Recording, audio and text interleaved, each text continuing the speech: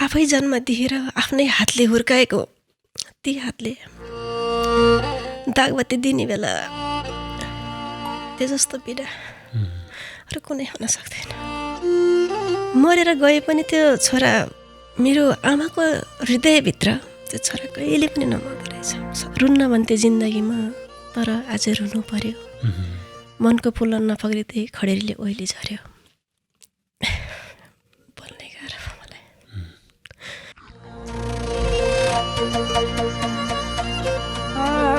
सामान्य ज्वरो आयो भने पनि मम्मी म तपाईँको काखमा आउँछु है भनेर आफू सुतेको ठाउँबाट म कहाँ आउँथेँ। निकै गाह्रो हुँदो रहेछ। श्रीमान श्रीमतीको सम्बन्धलाई जोगाउन धेरै कोसिस गरेँ। म सकेन। एउटा महिला सबै चिज त्याग्न सक्छिन् तर एउटा पहिलो प्रेम विवाह सन्तान उनले त्याग्न सक्दैनन् मेरो बुझाइमा, मेरो भगाइमा। तर तपाईँको जीवनमा यो दुइटै छैन। हजुर। छोराले खेलेर जितेका मेडलहरू घरभरि कोठाका भित्ता भित्तामा होलान् नि। हजुर। छोराका मेडलहरू ट्रफीहरू घरको भित्तामा मात्रै नभएर मैले एउटा फ्रेमभित्र सजाइदिएको छु। पछि म मरेपछि हजुरकै छोरा हुन्छु। मैले हामी साथै मर्छौँ, म काखमा राखेरै मर्छु, मेरो छोरा भएर आउँछौ तिमी भने उनलाई कन्भिन्स गरेर मेटासिट ल्याएँ।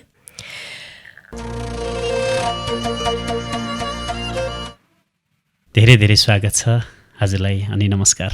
हजुर नमस्कार। सन्चै हुनुहुन्छ? हजुर ठिकै छु। हजुरको नाम चाहिँ? हजुर मेरो भावना चन्द। घर चाहिँ कहाँ हजुरको? मेरो घर अहिले घरै चाहिँ ठ्याक्कै अब कसरी भनौँ मैले घर यहाँ भनेर अब घरै छ भनौँ कि छैन भनौँ। कहाँबाट हुनुहुन्छ खास हजुरको माइती घर चाहिँ कहाँ हो?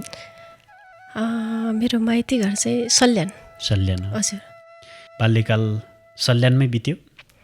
हजुर म सल्यानमा जन्मेँ तर म चाहिँ 9 वर्षसम्म चाहिँ सल्यानमै। हजुर। त्यसपछि 9 वर्षपछि यता रोल्पा घोडागाउँ मामाको घरमा आएँ। कति वर्षमा बिहे गर्नुभयो? त्यस्तै 15-16 वर्षको उमेरमा। बिहे गर्ने उमेर नपुग्दा पनि जस अरूले बिहे गरेको प्रस्ताव राखेको देख्दा त्यो आफूमा पनि के त्यो उमेर पनि त्यस्तै होला सायद। अनि उहाँको प्रस्तावलाई स्वीकार गरियो अनि त्यसरी बिहे हो। तपाईँले भन्नुभयो नि म चाहिँ राजनीतिमा भूमिगत भइसकेको क्षणमा चाहिँ विवाह भयो भन्नुभयो होइन? हजुर हजुर। राजनीति भन्न बित्तिकै तपाईँ त्यो विद्यार्थी कालमा कसरी चाहिँ माओवादी जनयुद्ध विशेष गरी त होइन त्यहाँ चाहिँ कसरी तपाईँ राजनीतिमा जोडिनु भएको थियो? म 8 क्लास पढ्दै थिएँ त्यही बेला। 8 क्लास पढ्दै गर्दाखेरि त्यही बेला माओवादीकै हाम्रा अग्रज साथीहरू आउनुभयो अनि एउटा कलाकार टिम त्यति बेला अभियान सुरु भएको थियो देशभरि। अनि उहाँहरू आएर अब अभियानमा हिँड्ने भनेर हामीलाई खासमा त्योभन्दा अगाडि स्कुलमा गएर प्रत्येक त्यो क्लासका स्टुडेन्टहरूलाई एक ठाउँमा भेला गरेर सङ्गठन चाहिँ खोल्नुभएको थियो। त्यो सङ्गठन खासमा हामीलाई यो सङ्गठन के हो कस्तो हो हामीलाई थाहै थिएन। त्यही पनि हामी सङ्गठनको सदस्य भयौँ। पछि हामीलाई यो कलाकार अभियान भनेर त्यसरी चाहिँ लिनुभएको थियो। तपाईँहरूलाई जनवादी कलाकार हजुर भन्थ्यो होला है त्यो बेलामा चाहिँ? हजुर। कति समय कलाकारितामा रहनुभयो पार्टीभित्र? म चाहिँ लगभग कलाकारितामा 10 वर्ष नै। हजुर 10 वर्षको लामो यात्रा।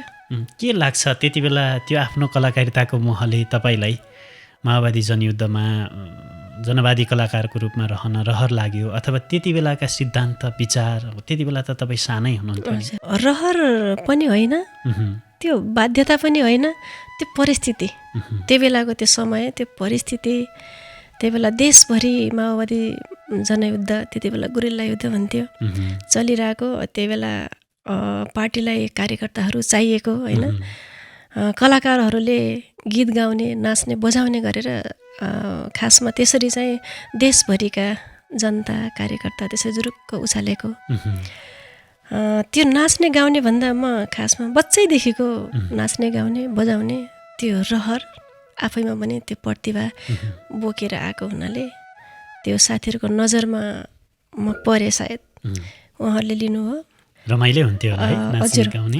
रमाइलो पनि अनि एकदम दुःख पनि हुन्थ्यो त्यही बेला। तर त्यो उमेर सानो भएको हुनाले तिमी दुःख खासै चाहिँ नमानिदो रहेछ। हजुर, रमाइलोतिर बढी फोकस, जोस पनि उस्तै। हजुर हजुर। अनि आफूलाई कलाकारिताको चासो पनि भएको होइन, त्यस कारणले पनि रहरहरू उस्तै लाग्यो होला। अहिले पार्टीमा हुनुहुन्छ कि हुनुहुन्न? अहिले म पार्टी सदस्य नै ल्याएर त बसेको छैन, तर पार्टीप्रतिको आस्था चाहिँ मरेको छैन। तपाईँहरू लडाइँमा नभए पनि नपरे पनि त्यति बेला थुप्रै घाइते व्यक्तिहरूसँग भेट हुन्थ्यो होला है? घाइतेहरू? हजुर हजुर। घाइतेहरूलाई हामीले बोक्न नसके पनि ती घाइतेहरूलाई बोक्ने, घाइतेहरूलाई उपचार गर्ने, खानाको व्यवस्था गर्ने, हामीले गाउँ गाउँमा गएर त्यस्ता घाइतेहरूलाई बोक्न सक्ने युवाहरूलाई हामीले उठाउँथ्यौँ गाउँबाट। अनि उहाँहरूलाई ल्याएर अनि घाइतेहरूलाई बोक्ने, एक ठाउँबाट अर्को ठाउँमा सिफ्ट गर्ने, त्यो चाहिँ गऱ्यौँ। घाइतेहरूको उपचार हामीले नसके पनि उहाँहरूलाई एउटा सान्त्वना कसरी सकिन्छ, उहाँहरूको अगाडि त्यो घाउ दुखिरहेको बेला होइन, चहराइरहेको बेला हामी एउटा गीत गाएर उहाँहरूको अगाडि नाचिदिएर त्यस्तो हामी मलम बनिदिन्थ्यौँ।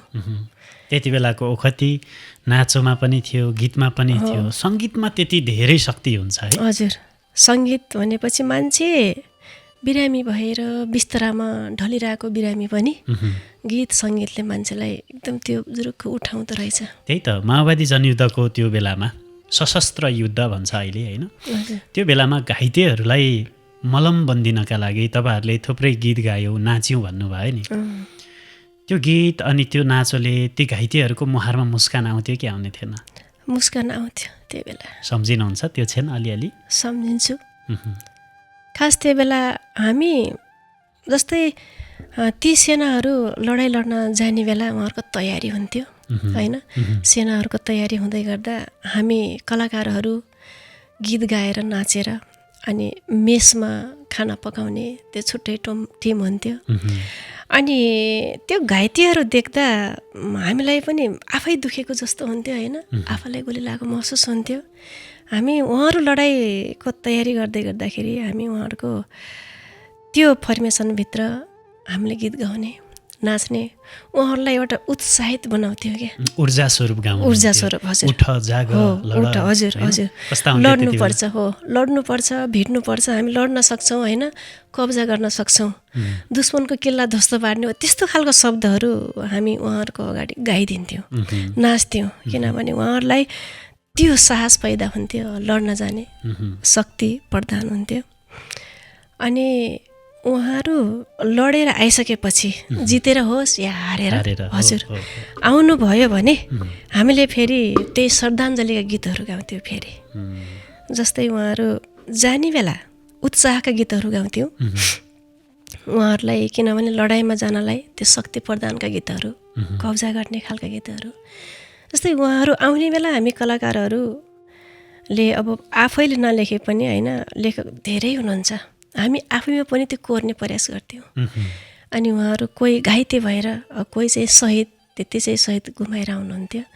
उहाँहरू आउनु भएको छ होइन, कतिजना शहीद हुनुभयो, कति घाइते हुनुभयो, हामीलाई केही चाहिँ खबर आउँथ्यो। केही हामी अलि तलको भएको हुनाले टोटल्ली नआए पनि केही मात्रामा खबर आउँथ्यो। हामीले ल एउटा गीत तयार पार्ने, हामी एउटा कलाकार टिमभित्र त्यो गीत हामी रेडी पारिसकेका हुन्थ्यौँ। जस्तो घाइते भएर तपाईँहरूकै सामुन्ने ढलिरहेछन्, त्यस्ता योद्धालाई तपाईँहरूले आत्मबल दिनका निम्ति गाउनुहुन्थ्यो।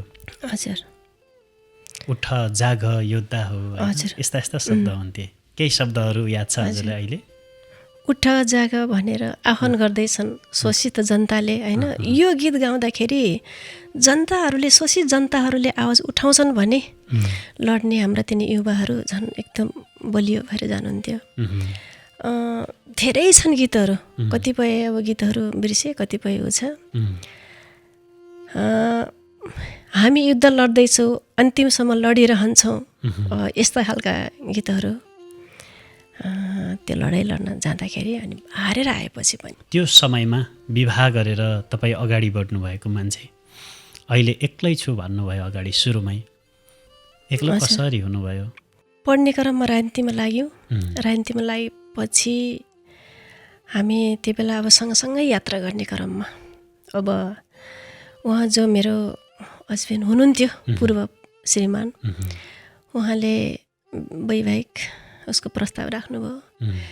बिहे भयो, राम्रै थियो त्यो बेला, राम्रो थियो। उहाँले आफै मन पराएर प्रस्ताव राख्नुभएको।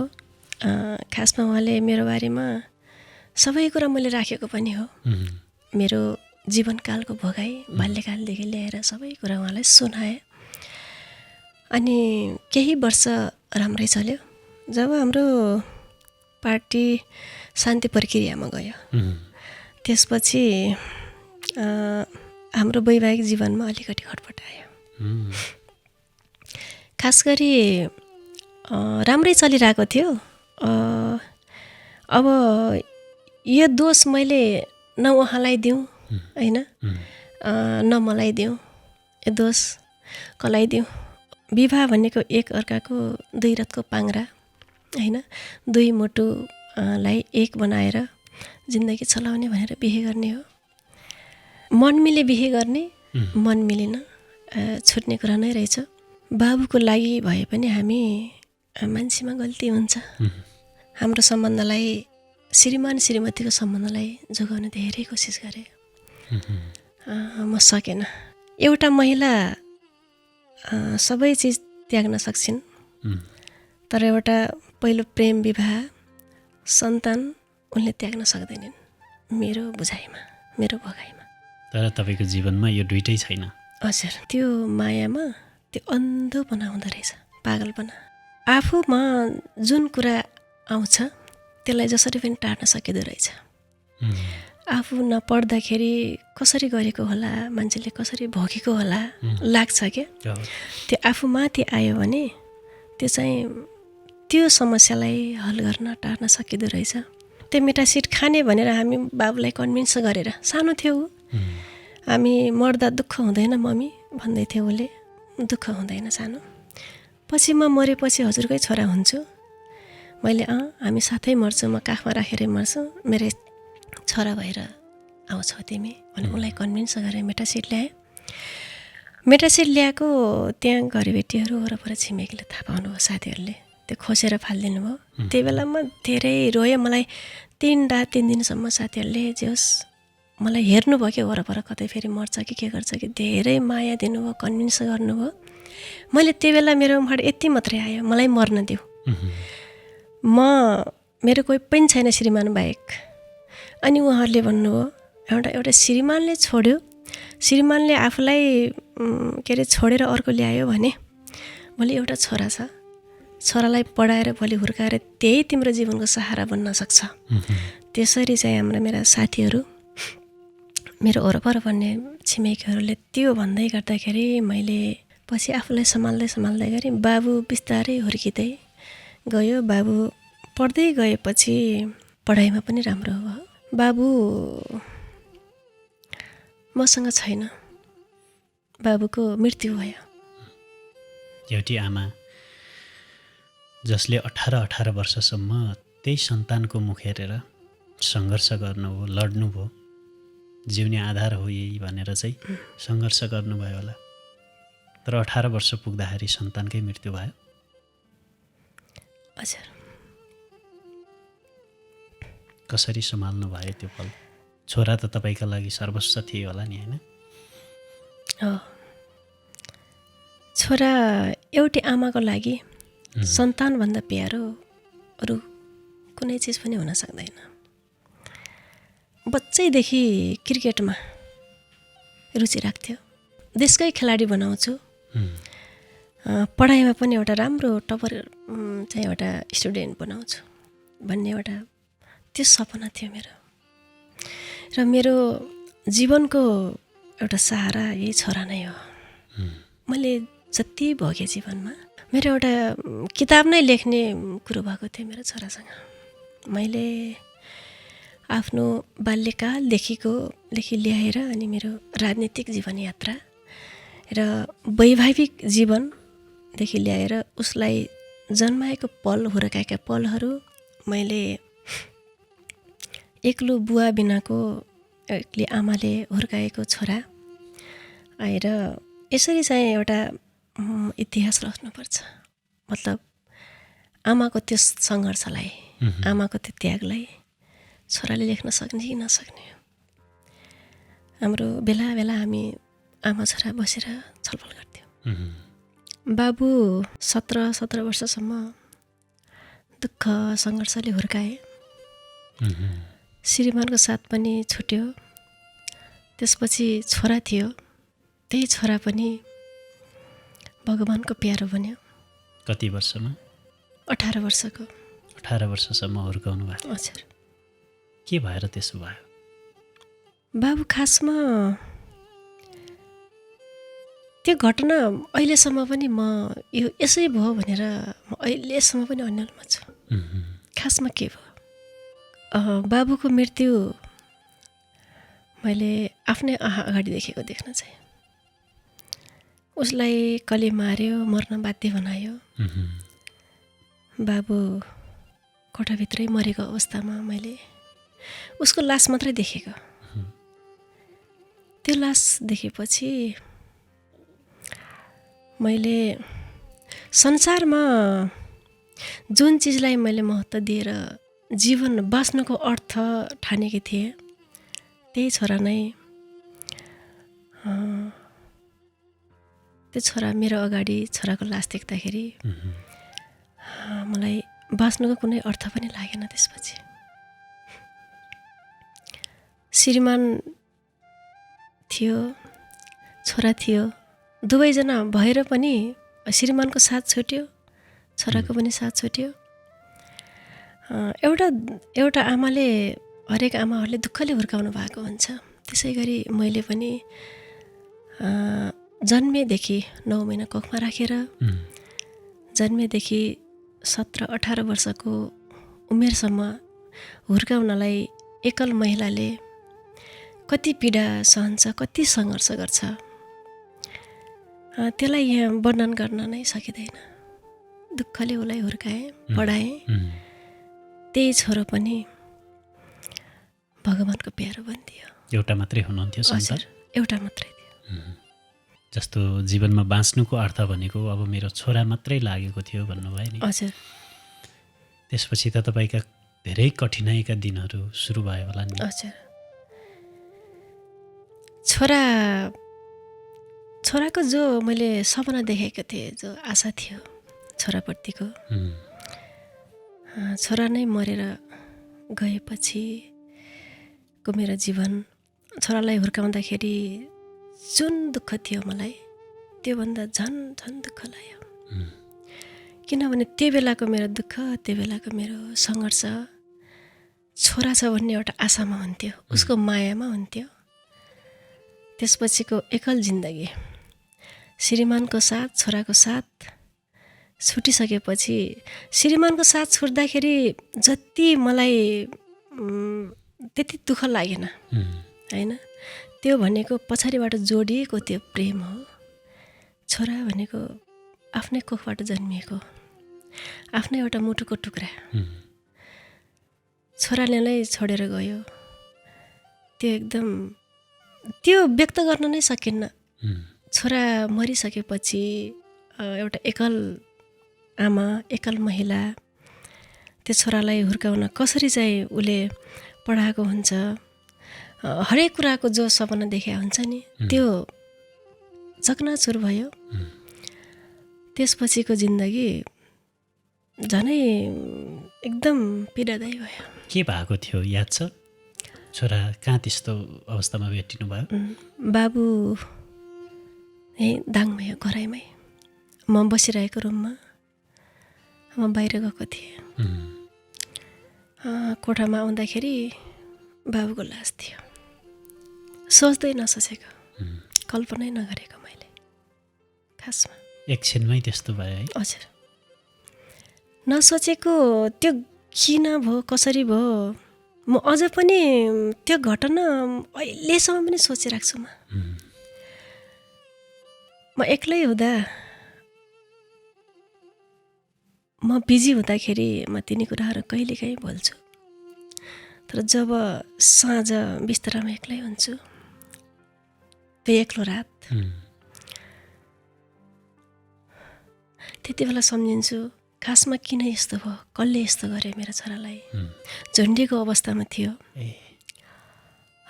त्यसमा सल गलबन्दी त्यो गाँसेर लामो डोरो बनाएर उसलाई चाहिँ फ्यानमा बाहिर झट्ट हेर्दाखेरि ऊ सुसाइड आफै गरेको जस्तो होइन तर त्यो हेर्दाखेरि पहिलो त्यो दृश्य मैले देखेँ ढोका खोलेर हेर्दाखेरि त्यो दृश्यमा बाबु डोरो लामै तल थचक्क भुइँमा बसेको त्यो आफै झुन्डिएको जस्तो पनि थिएन कि त्यो अवस्था झुन्डिएको मान्छेको कि त खुट्टाले अलिकति टच गरेको हुनुपर्ने पुरै तल बसेको छ कसरी सम्झिनुहुन्छ छोरालाई छोरालाई मैले हर पल सम्झिन्छु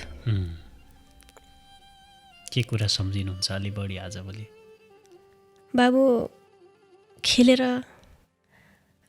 आफ्नो क्लासबाट पढेर आउँदाखेरि जहिले पनि गेटमा जहाँबाट आउँदाखेरि पनि खेल खेलेर आओस् आफ्नो त्यो स्कुलबाट पढेर आओस् गेटमा जहिले पनि मम्मी भनेर ऊ बोलाएर आउँथ्यो अनि मैले विशेष गरी आमा छोरा सँगै बसेर जहिले छोरा आउँदाखेरि म खानेकुराहरू पर्खिराखेको हुन्थेँ खाना मैले पकाएँ भने कहिले पनि त्यो बाबु नआउँदासम्म मलाई कहिले पनि त्यो एक्लै मिठो हुन्थेन म बाबु जति बेला आउँछ जहिले पनि कुरेर बसिरहेको हुन्थेँ बोल्नै गाह्रो भयो मलाई बहुत गाह्रो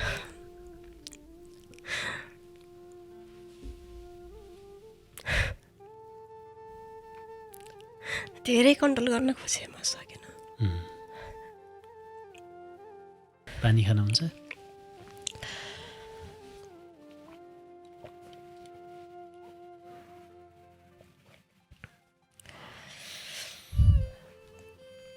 सामान्य ज्वरो आयो भने पनि मम्मी म तपाईँको काखमा आउँछु है भनेर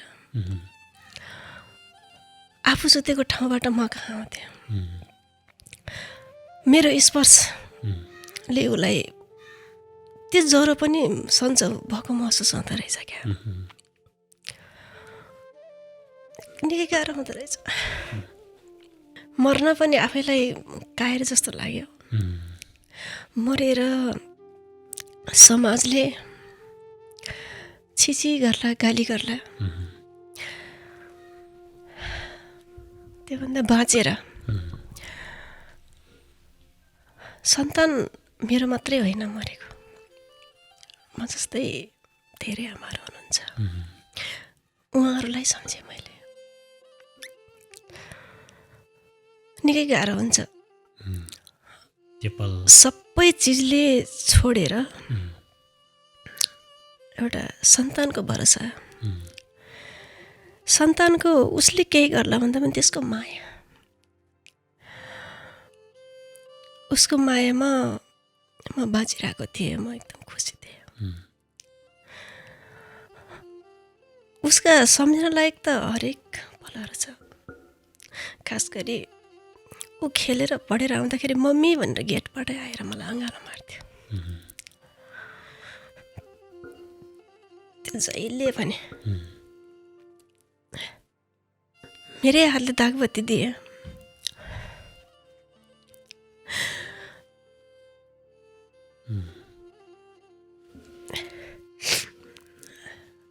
एउटा आफै जन्म दिएर आफ्नै हातले हुर्काएको ती हातले दागबत्ती दिने बेला त्यो जस्तो पीडा अरू कुनै हुन सक्दैन 18 वर्षसम्म हुर्काउनु भएको छोरालाई हजुर आफैले दागबत्ती दिनुभयो कति भयो आज छोरा बितेको 5 वर्ष भयो 5 वर्ष भयो बाबुको जन्मदिन खासमा उसको हरेक वर्षको जन्मदिनमा मैले उसको फोटोहरूमा साइडमा बत्ती बालिदिन्छु। छोडेर गए पनि? हजुर। अनि जहिले हुन त मैले पुरानो चलनलाई मैले खासै मान्दिनँ, तर पनि बाबु मरेर गए पनि ऊ जन्मदिन जहिले पनि उसलाई माछा मन पर्थ्यो। हजुर। माछा मासु भनेपछि एकदम फुरुक्कै हुने। अनि माछा मासु ल्याएर पकाउँछु, किनभने उसलाई हरेक उसमा सम्झिन्छ त्यो बेला। लास्ट टाइम कहिले परेको थियो छोराको जन्मदिन? बाबुको 18 गते राति जन्मिएको बाबु। त्यसलाई मैले कुनै वर्ष 18 गते, कुनै वर्ष 19 गते मनाउँछु। अहिलेको चाहिँ? हजुर, 18 गते। भनेको अस्ति? हजुर, अस्ति गएको यही 18 गते जेठ 18 गते। खासमा उसलाई आफू साथमा नभए पनि एकदम साथै भएर जन्मदिन मनाएको जस्तो लाग्छ। तपाईँले एउटा कुरा कस्तो भन्नुभयो भने छोराले संसार छोडेको 5 वर्ष भइसक्यो, तर पनि उसको खुसीको लागि मैले अझै पनि जन्मदिन मनाइदिन्छु। मरेर गए पनि त्यो छोरा मेरो आमाको हृदयभित्र त्यो छोरा कहिले पनि नमर्दो रहेछ, सधैँ जीवित रहेछ। अनि उसका फोटाहरू सम्झाउँदै मैले तपाईँ एउटा हिम्मतिली चेली पनि हो जसले सन्तानको खुसीको खातिर यसरी सङ्घर्ष गर्नुभयो। मलाई त्यो खुसीले पूर्णता पाउन सकेन आफ्नो जीवनबाट। 18 वर्षसम्म पालेको छोरा सदाका लागि बिदा भएर गए। छोराले नै दिनुपर्थ्यो दागबत्ती भन्ने चलन हुन्छ, तर हजुरले आफ्नै हातले दिएर बिदाई गर्नुभयो। मैले मात्रै कोठामा जन्मदिन मनाउँदिनँ। हरेक वर्ष, यो वर्ष छुट्यो, हरेक वर्ष बाबुको मृत्यु पश्चात उसको जन्मदिनको दिन उसका साथीहरू, खेलाडी साथीहरूले जन्मदिनको दिन पारेर खेलको आयोजना गर्नुहुन्थ्यो। अनि त्यसरी चाहिँ जन्मदिन योभन्दा गएको वर्ष पनि बाबुको जन्मदिन पारेर खेलको आयोजना, क्रिकेट खेलको आयोजना गरेर त्यही उसमै उद्घाटनमै केक चाहिँ काट्नु भएको थियो। त्यसरी खेलाडी टिमले पनि बाबुको प्रत्येक वर्ष केक काटेर खेलको आयोजना गरेर खेल उद्घाटनको दिन नै त्यसरी चाहिँ बाबुको जन्मदिन मनाइदिनुहुन्छ। त्यति राम्रो खेलाडी हुनुहुन्थ्यो। छोराको नाम के थियो? प्रभाकर चन्द्र ठकुरी। छोराले खेलेर जितेका मेडलहरू घरभरि कोठाका भित्तामा होला नि? हजुर, हेर्नुहुन्छ? हेर्छु। छोराका मेडलहरू, ट्रफीहरू घरको भित्तामा मात्रै नभएर मैले एउटा फ्रेमभित्र सजाइदिएको छु। हजुर, फ्रेममा सजाएको छु। उसका फोटाहरू भित्ताभरि मैले टाँसेको छु। मैले हरेक रात, हरेक बिहान खाना खाँदाखेरि पनि बाबुको फोटाहरू नै हेर्छु मैले। त्यो छोरा नै साथमा भएको जस्तो फिल हुन्छ मलाई। उसका फोटा हेऱ्यो भने, उसका मेडल ट्रफी हेऱ्यो भने मलाई त्यो आनन्द आउँछ। म एक्लो छैन कि भन्ने पनि लाग्छ होला। हजुर, त्यो हेर्दाखेरि छोराले हेरिरहेछ, भित्ताबाट भए पनि भगवानको रूपमा हेर्दैछ कि भन्ने लागेर एउटा प्रेरणाको लागि छोराका लागि सजाइएका ती तस्बिरहरूले पनि मेरो छोरा यही हो भनेर मानेर साथै छ कि जस्तो महसुस गरेर तपाईँले जीवन बाँचिरहेको जस्तो लाग्यो क्या। मेरो छोरो खासमा सामान्य व्यक्तिको मृत्यु जस्तो मलाई लाग्दैन। छोरा एउटा राम्रो असल खेलाडी, पढाइमा राम्रो एउटा असल छोराको रूपमा मैले बुझ्छु। त्यही भएर एउटा आफ्नै हातले दागबत्ती दिए पनि म छोरा साथमै जस्तो लाग्छ। त्यही उसले गरेका कामहरू, उसका ट्रफी उचालेको फोटाहरू देख्दाखेरि म साथमै छ जस्तो लाग्छ। यदि उसको फोटाहरू हेर्न पाएन भने मलाई खाएको जस्तो। त्यही छोराको छोरा मरिसकेपछि पनि उसका फोटाहरू मेडलहरूले मलाई ऊ साथमा भएको फिल गराउँछ। पहिले निकै रोएँ म, धेरै रुन्थेँ। अहिले रुन छोडेको छु। खास यहाँनिर छोराको विषय कुरा आउँदाखेरि मात्रै आयो, नत्र घरमा कहिले पनि कहिलेकाहीँ जस्तै उसका साथीहरू कहीँ देखेँ भने, जस्तै उसका साथीहरू पनि छन् नि, खेल्दै गरेको कहिलेकाहीँ उनको राम्रो रिजल्ट आएको त्यो फेसबुकहरूमा अपलोड देखेँ। अनि कहिलेकाहीँ आन्टी भनेर त्यो बाबुका साथीहरूले बोलायो भने त्यो बेला हाँसो आउँछ। सायद उनको आँखामा मेरो छोरा देखे जस्तो लाग्छ। छोरा भएको भए सायद यतै कतै छ कि होइन, छोरा भएको भए मेरो पनि यसरी खेल्थेँ होला। हजुर, यसै गरी साथी ल्याएर आमा चाहिँ हजुर हजुर। अनि खासमा जन्मदिनको दिन पनि धेरै मिस गरेँ, एक्लै रोएँ। जन्मदिनको शुभकामना र हार्दिक श्रद्धाञ्जली एउटा आमा बाहेक अर्को दोस्रो व्यक्ति लेखिदिने कोही पनि छैन। अहिलेसम्म फेसबुकमा भित्ताहरूमा हेर्ने हो भने हार्दिक श्रद्धाञ्जली त्यो फेसबुकमा पोस्ट गर्ने सञ्जालहरूमा जन्मदिनको शुभकामना मैले पोस्ट गरेँ भने मात्रै त्यो कमेन्टहरूमा आउँछ। त्यसैले पनि छोरा एकदम मेरो मात्रै महत्त्वपूर्ण रहेछ जस्तो लाग्छ क्या।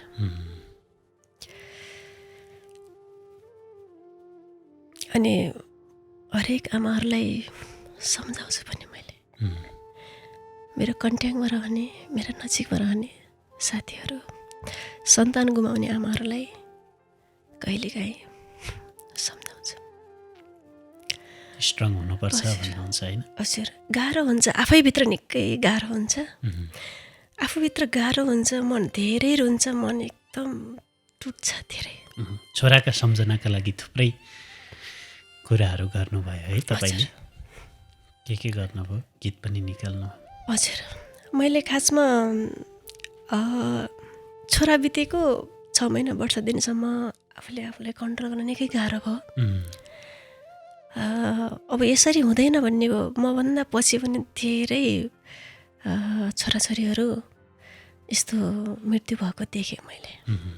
एकल आमाले एकल छोरी एकल छोरा हुर्काएको, अनि ती सन्तानहरू मरेर गएको देखेँ। एक्सिडेन्ट, सुसाइड, प्लेन दुर्घटना, गाडी दुर्घटना, त्यो देखेँ। त्यो मेरो अगाडि कस्तो अलि सामान्य लाग्ने भयो क्या, आफूले त्यो भोग्या हुनाले। त्योभन्दा अब यसरी सधैँ एउटा छोराको सम्झना माया मनभित्र हुन्छ, सधैँ त्यो रोएर, अरूको अगाडि रोएर, त्यो पागलपना देखाएर आफूले कन्ट्रोल गर्न सकिएन भने मलाई सम्हाल्ने कोही छैन जस्तो लाग्यो। अनि आफैलाई सम्झाउने कसरी? अनि सिर्जनाले, रचना। हजुर, बाबुको माया धेरै लाग्यो। मैले त्योभन्दा अगाडि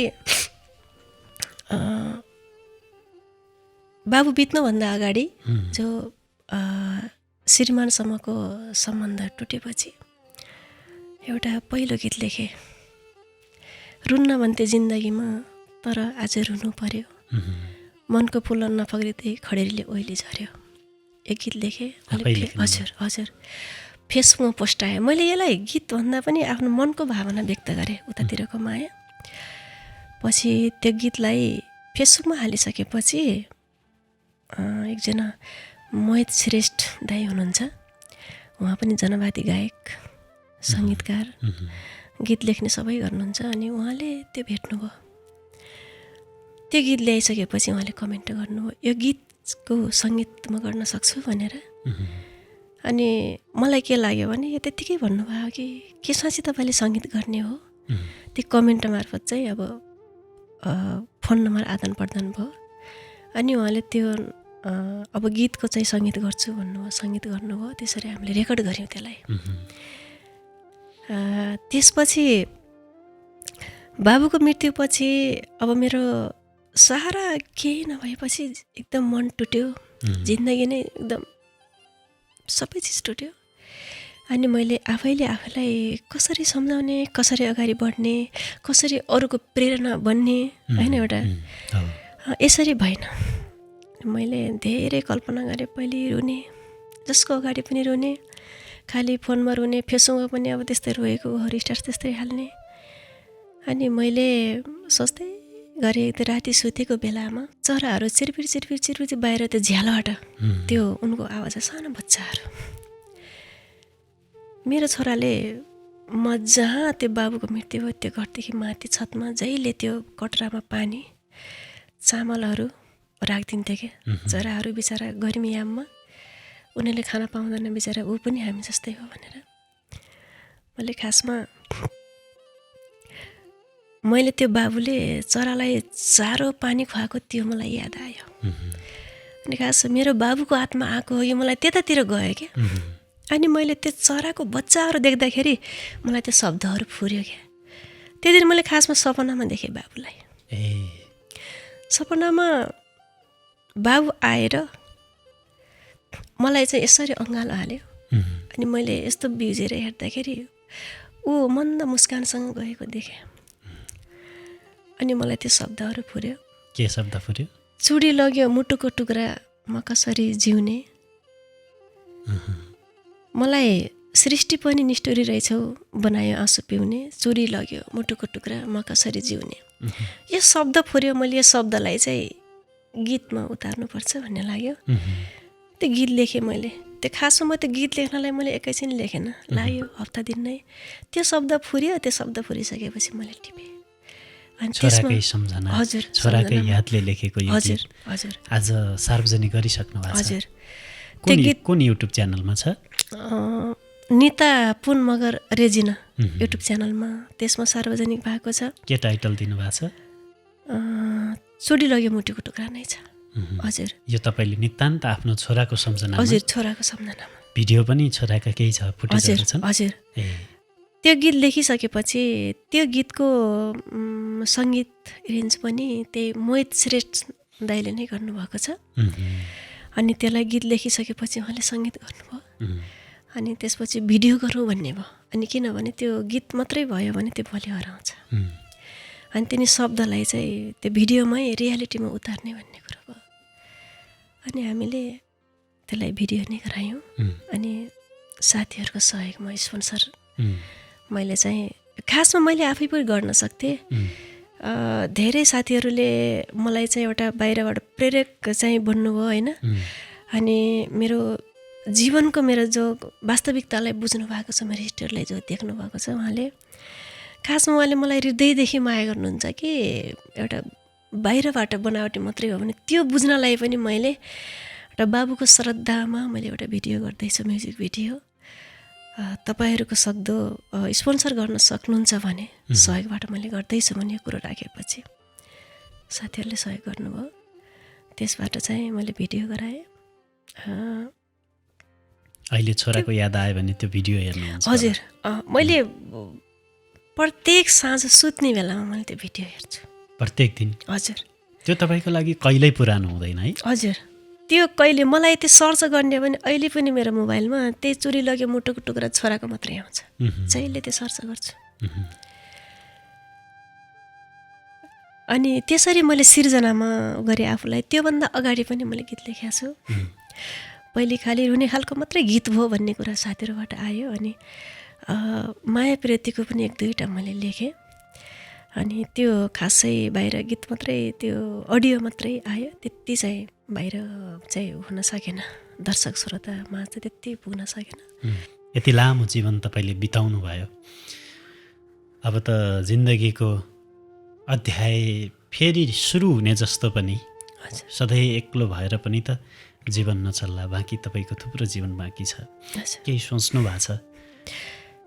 केही सोचेको छैन। म त्यही छोराकै यादमा बाँकी जीवन बिताउने। हजुर, बिताउने। मैले जब एकपटक धोका खाएँ नि, जसले मलाई प्रेम गरेर, प्रेम प्रस्ताव राखेर, बिहे गरेर धोका दियो, त्यो पहिलो प्रेम हो। त्यो नै अन्तिम प्रेम हुन्छ। तपाईँले त 18 वर्षसम्म आफ्नो सन्तान हुर्काएर त्यो सन्तान गुमाएको एउटी आमाको लागि सन्तान को हुन् जस्तो लाग्छ? एउटा आमाको लागि सन्तानले आमा भगवान मान्छ भने एउटा आमाको लागि सन्तान भगवान हो। त्यो मुटुको टुक्रा हो।